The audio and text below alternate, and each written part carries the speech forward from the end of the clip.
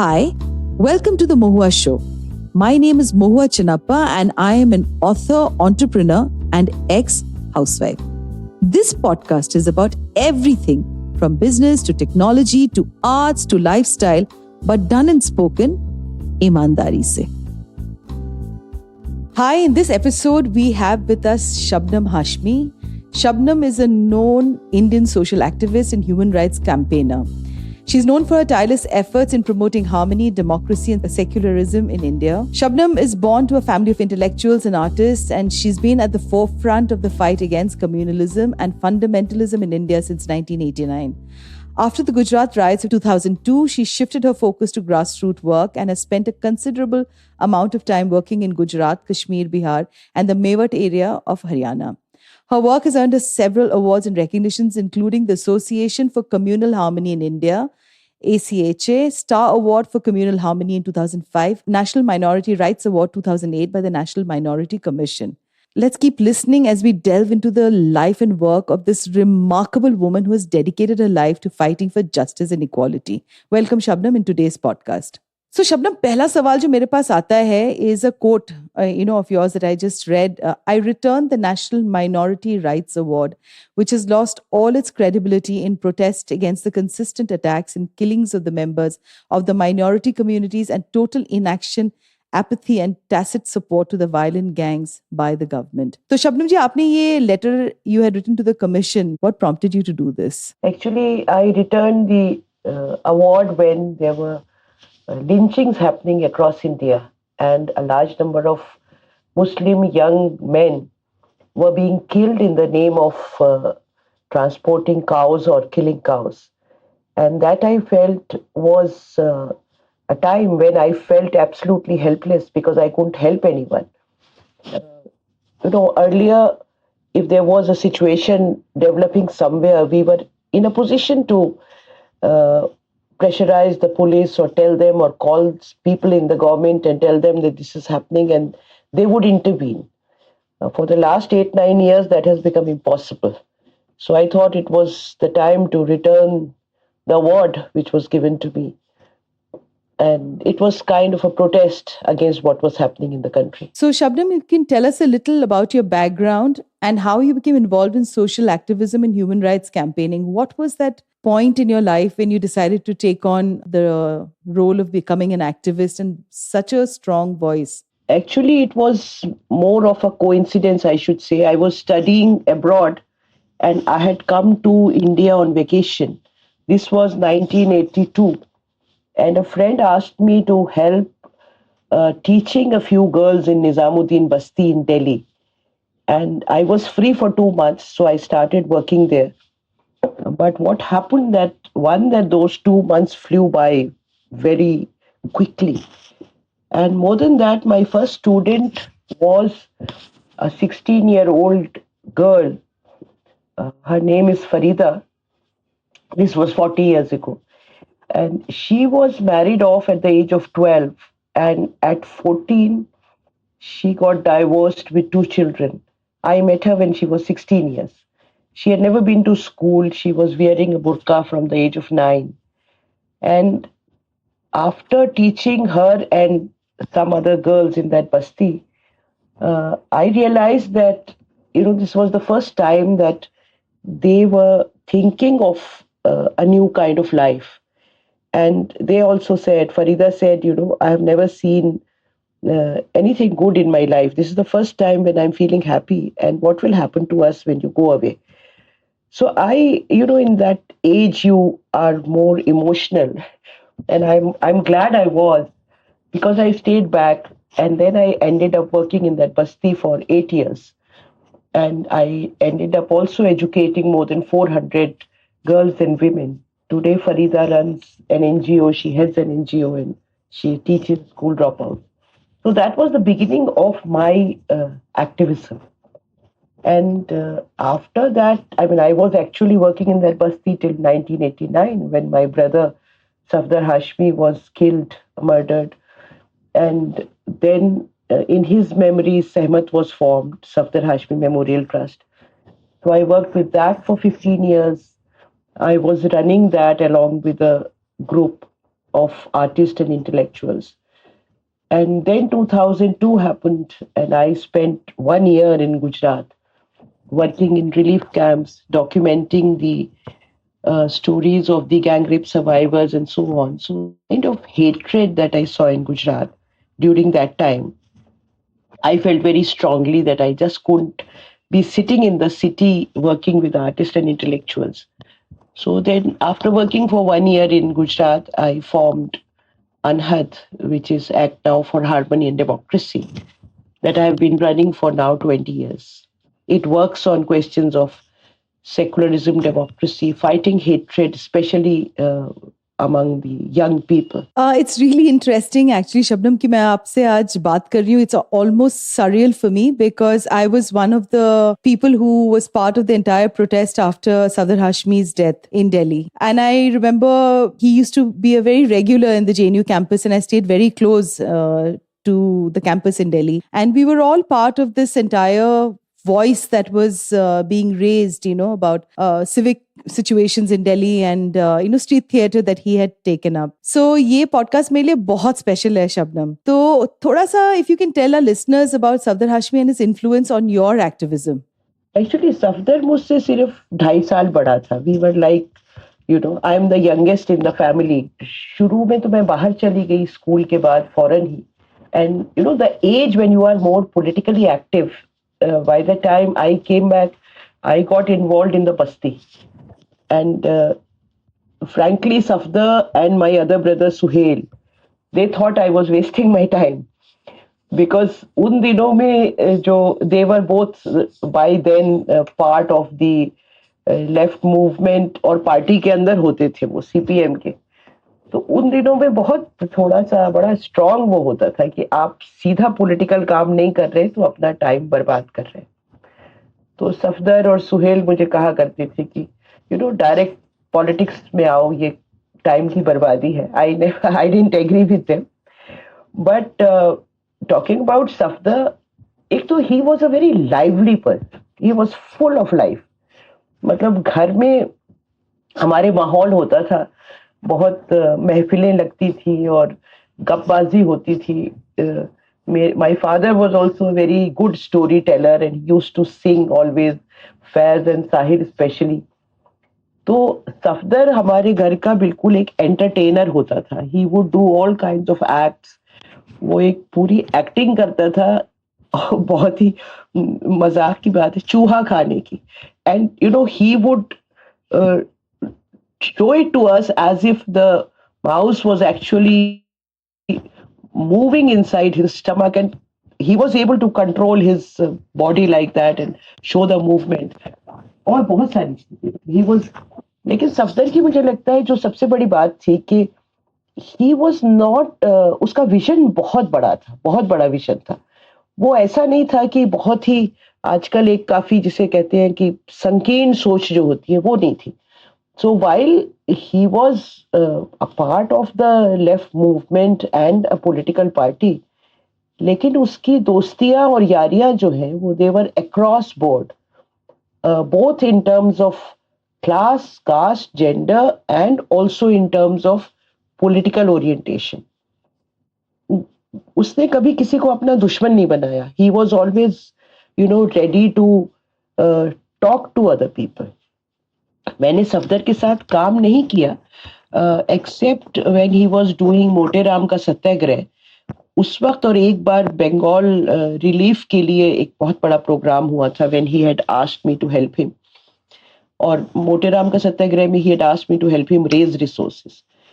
Otherwise बचपन के बाद हम सभी पांचों ही लोगों का ऐसी जिंदगी रहेगी दैट वी वर, हमारी मुलाकात होती थी धरना डेमोन्स्ट्रेशन में ही.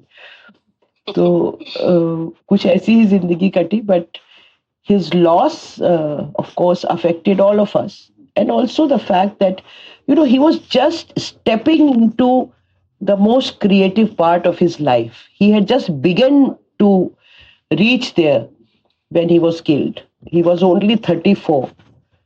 तो वो तो जाहिर है कि उसका तो मलाल हमेशा रहेगा कि he could have produced a lot more creative work than he did while till the age of 34. So, Shabnam, it just brings me down to this entire concept of how politically roused, youngsters were and how emotional we were. So I remember Safdar really, really well, and that time. Do you think there's been a huge change in India among the youth of today? Do you think that they are also as politically vocal and they are as affected as we were, when we were young about political situations around us, or maybe it's become better? Or do you think there's a slack somewhere? See, I think one that it is very difficult to say whether the youth as such, as an entity, is the same or not, because I think there are different segments in the youth. The rural youth is more connected to the ground and is suffering a lot more, but also the excess of the rebel rousers and the hate mongers is a lot more there, I think, especially in small towns. In the big cities like and metro cities, especially the young people under 20 or even under 25, they have they have been brought up totally in a consumerist society, and I think their way of thinking is very, very different from what it used to be. The young people who are sensitive, they are, I feel, much ahead of us, because our generation still carried a lot of baggage. This young generation doesn't carry that baggage of what their parents or grandparents were carrying. So they are a lot more open about caste and class and all. I mean, they are above those discriminations. And as a result, I see a lot of young people having very strong arguments and fights within their own homes. A lot of young people come to us, to the organization, to do internship or even otherwise. We also get a lot of young people who have mental health issues, because Anhat also works on that. But people who are engaged are deeply engaged. But that's the number is not huge, I feel.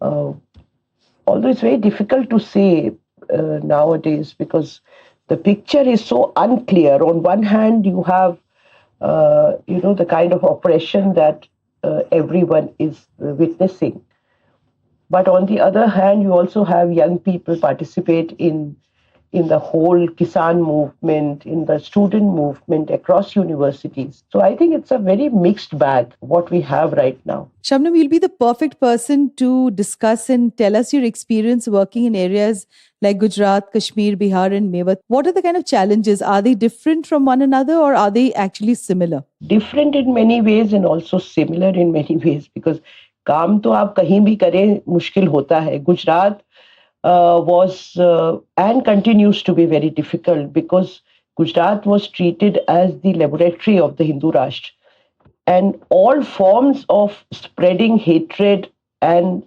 dividing and polarizing people has been experimented in Gujarat, including what we are witnessing now, what we are witnessing, the Adani episode. We had we have witnessed all this in Gujarat, how the lands of the tribals of the poor people were snatched away and given to Adani on just throwaway prices.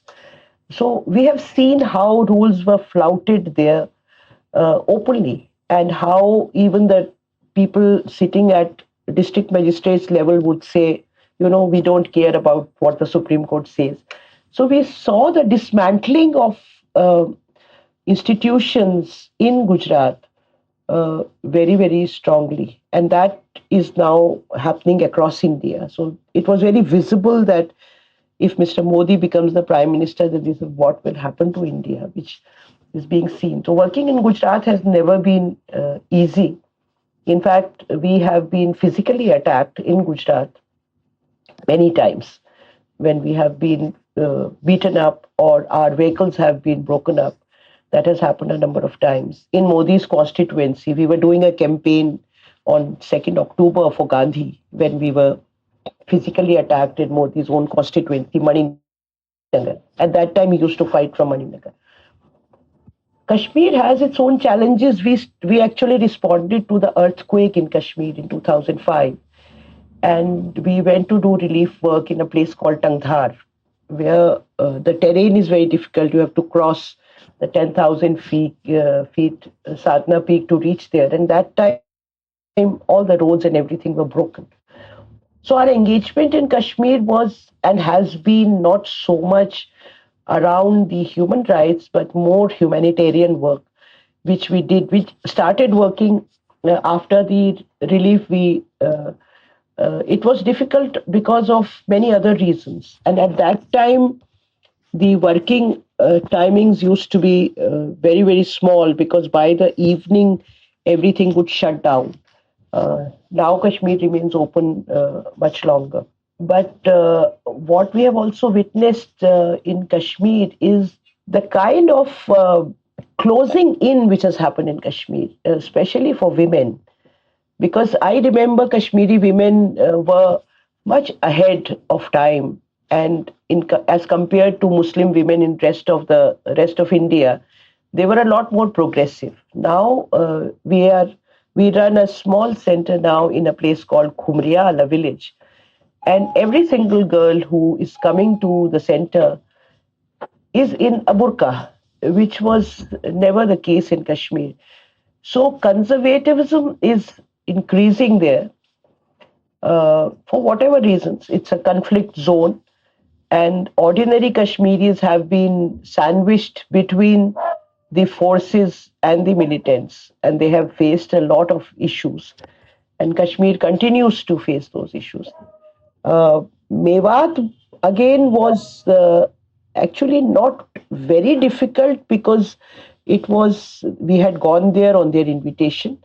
But it is the Mewati community is one of the most conservative Muslim community, and because of the fact that a religious organization has worked there for years, Tablighi Jamaat, which doesn't spread hatred, by the way, but it talks of, in their terms, the real Islam, and their real Islam is when women remain within the four walls.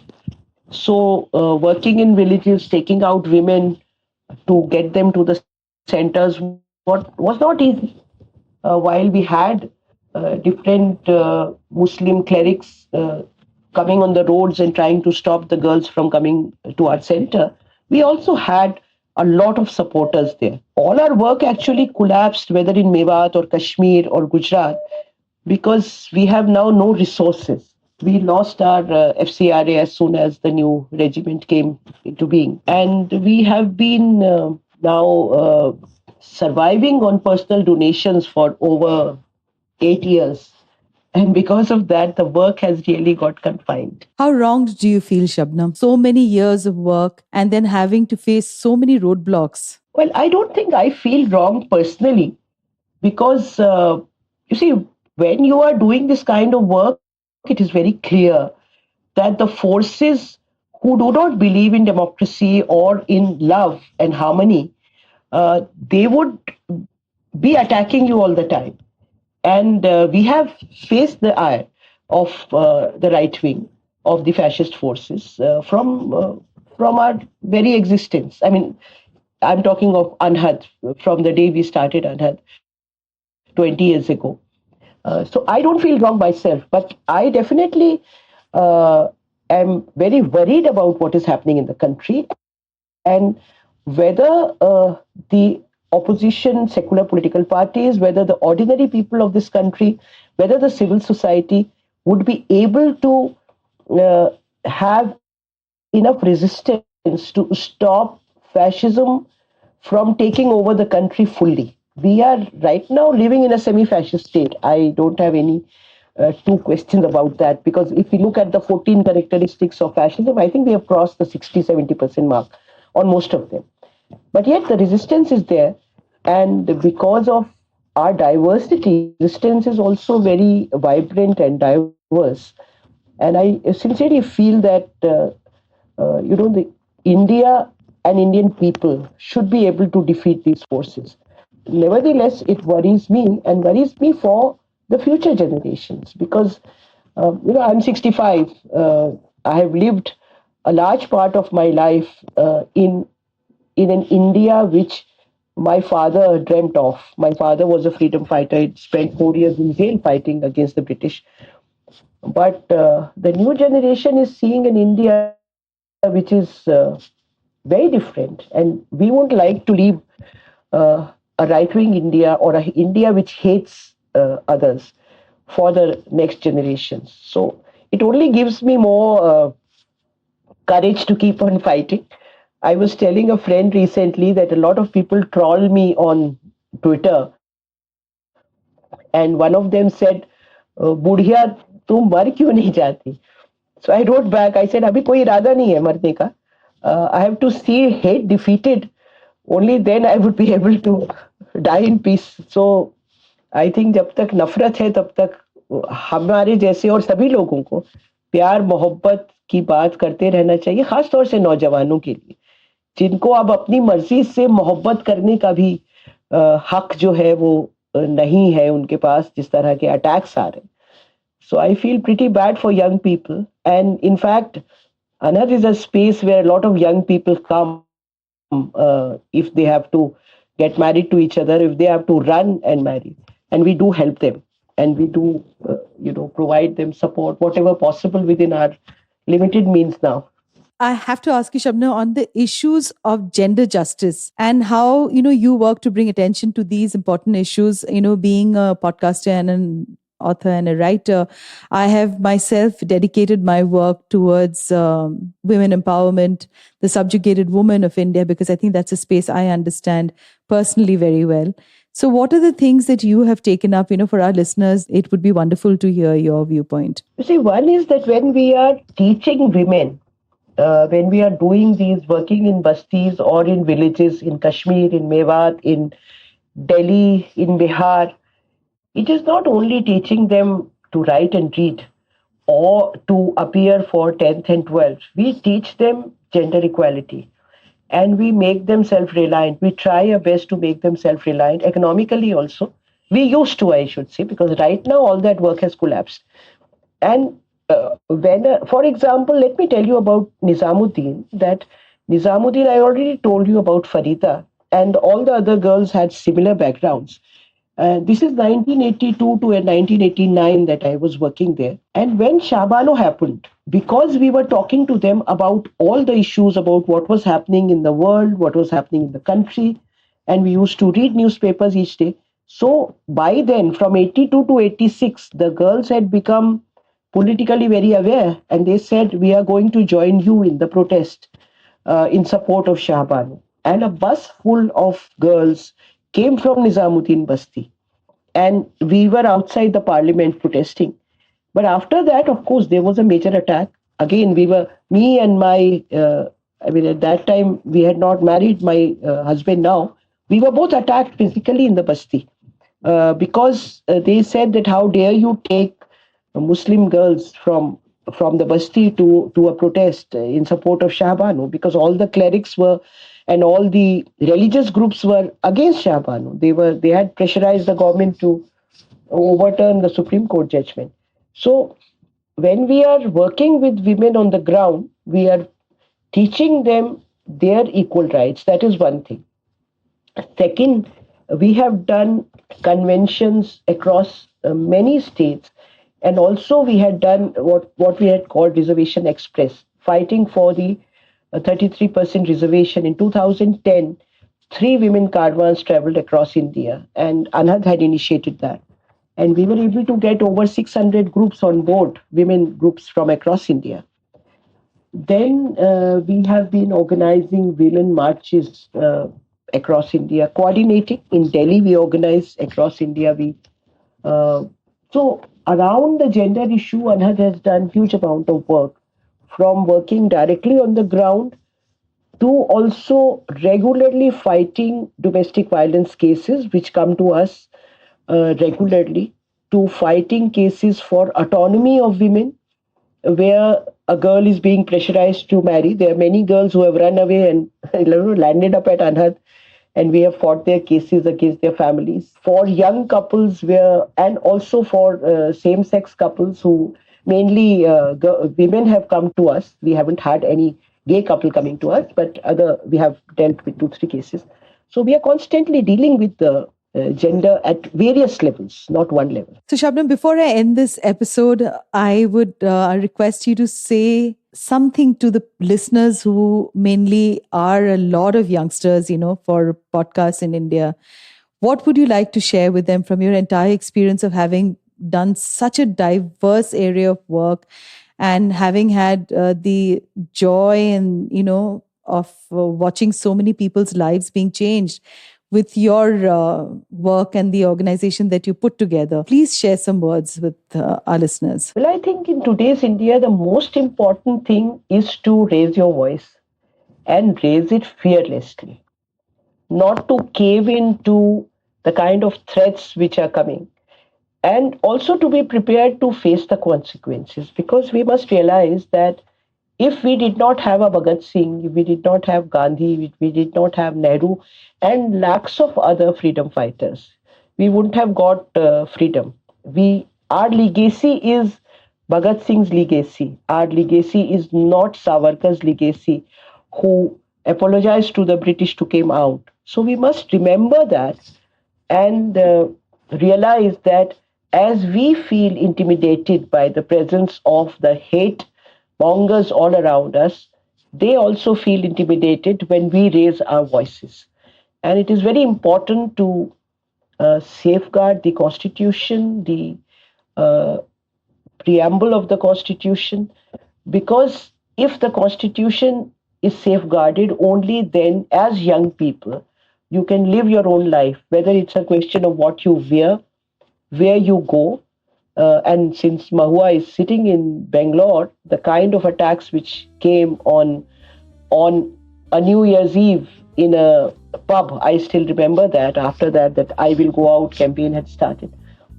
So raise your voices and fight for your rights. This is as much as your country as it is anyone else's. You have a right to love. You have a right to fall in love with the person whom you want, irrespective of caste, color, and religion. And if we can be of any help, I'm always available. And thank you very much for listening to me. Thank you, Shabnam. To you, our dearest listeners, you can find us on your favorite streaming services, Spotify, Amazon Music, Apple Podcast, and of course on all other major streaming services. With loads of love, we are The Mohua Show, where we talk ईमानदारी से.